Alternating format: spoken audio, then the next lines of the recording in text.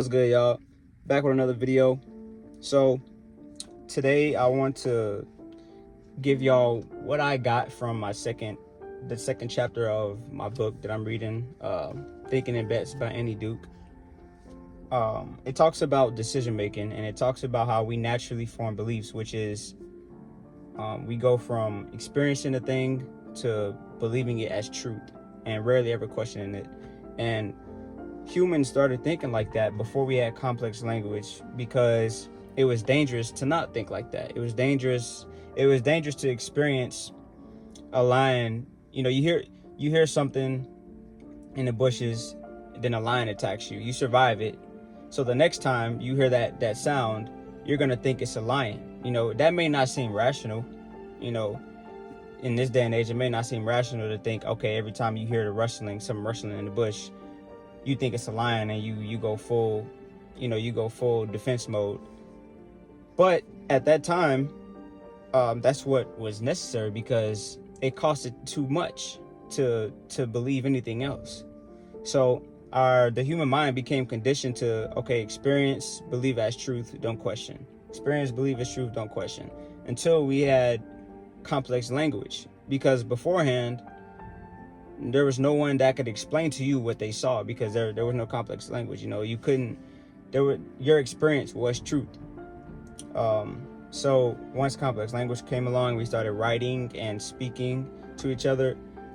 It gets a little more complicated because now someone can describe something to you, not how it actually was, and that can be intentionally or unintentionally, but you'll base your belief based off of how they described it. You'll base your belief based off of what you read.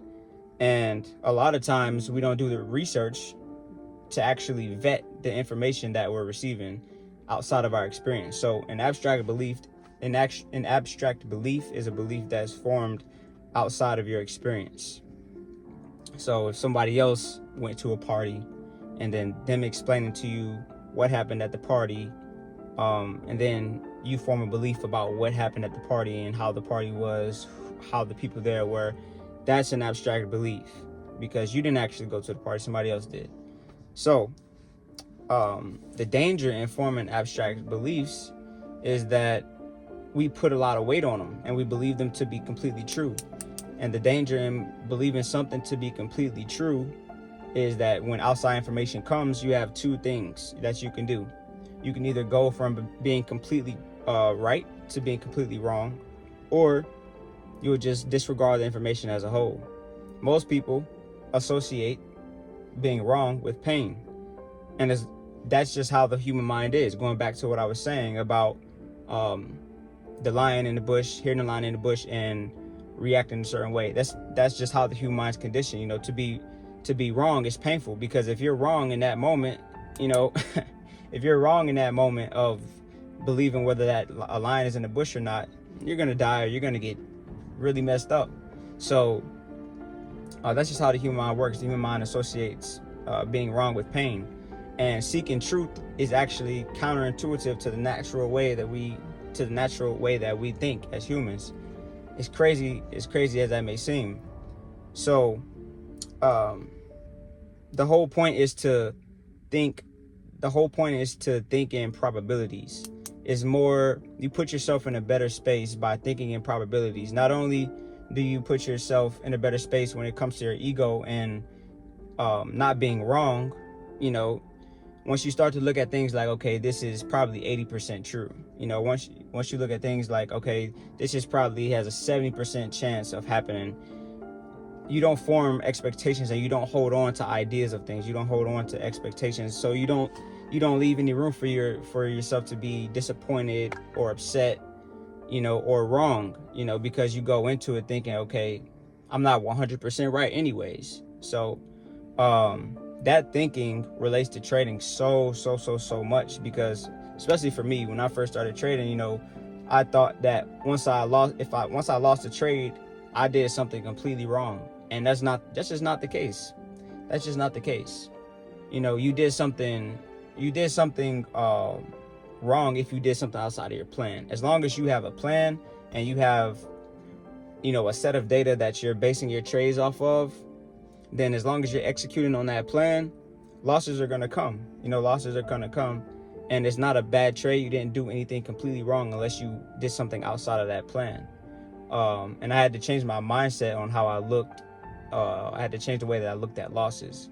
So this approach of looking at life and looking at different things and probabilities is a healthy way to go about life as a whole. It's not just with trading.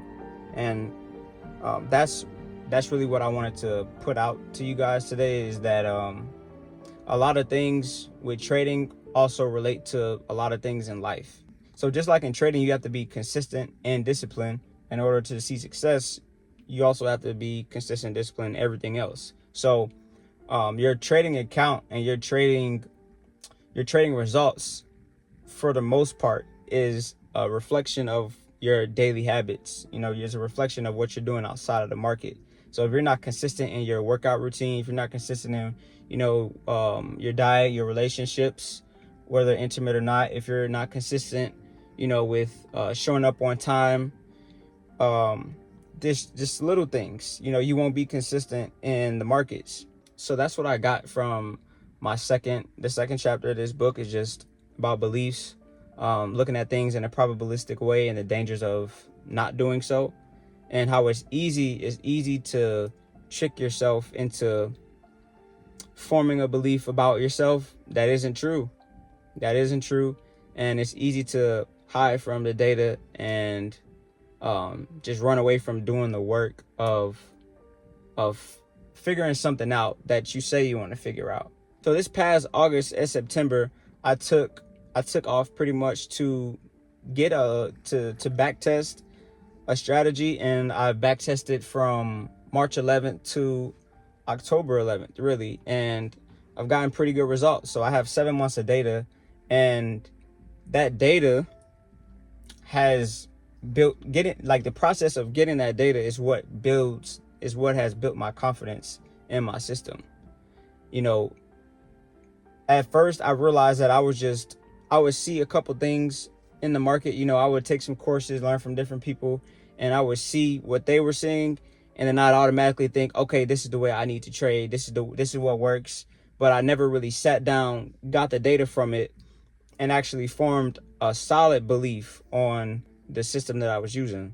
Yeah, I got 7 months of data, and it's no reason for me to, I have the numbers. I know what it looks like over time.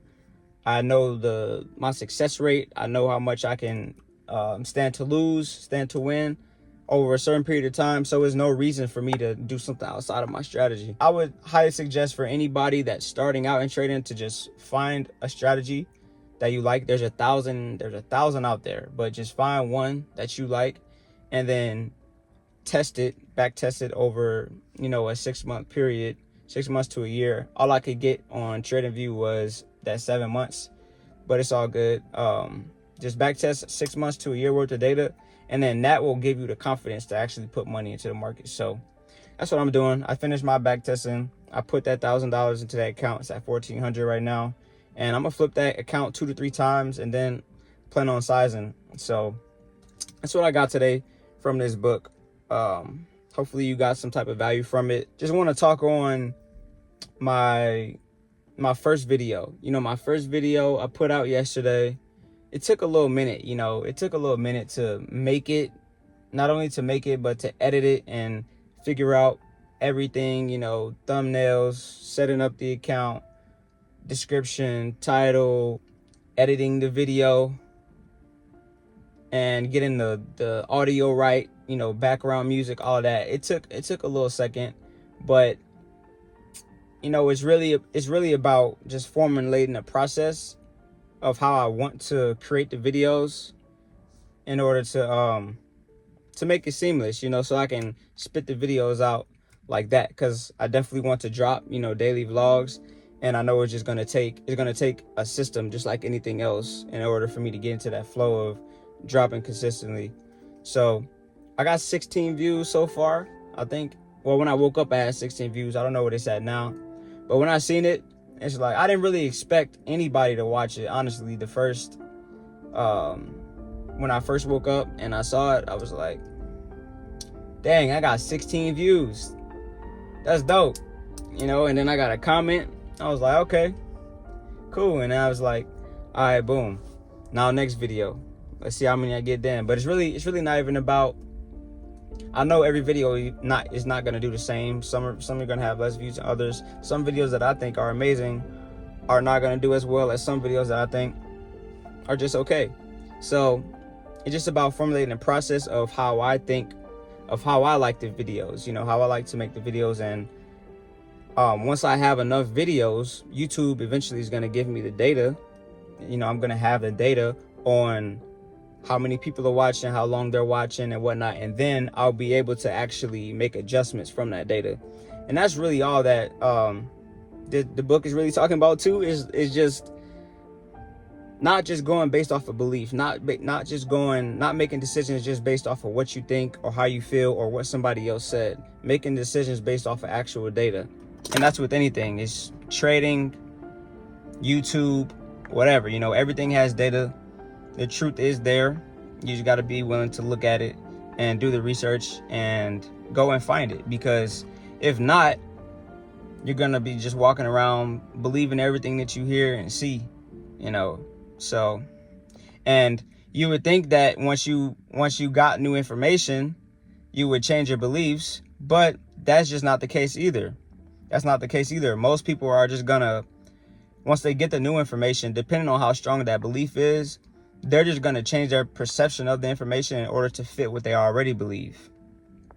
So, and we're all susceptible to it. When I say people, I'm not just talking about you who's watching it, or I'm not just talking about everyone else except me. I'm talking about myself too. I'm learning about myself through these books and learning how, just learning how I work too. You know, it's not, I'm not a victim of everything in the book, and I'm definitely not an exception to everything in the book either. But all that to say, just watch what you believe in. Watch what you, watch how you defend your beliefs. You know, see how heavily you defend your beliefs and how heavily you hold on to certain ideas about things, because it'll tell you a lot about yourself. It'll tell you a lot about yourself. So yeah, that's really all I got today. I'm gonna get on with the rest of my day. You know, we gotta work out, gotta stretch, and I gotta travel today too. I'll be away from home all week again for work.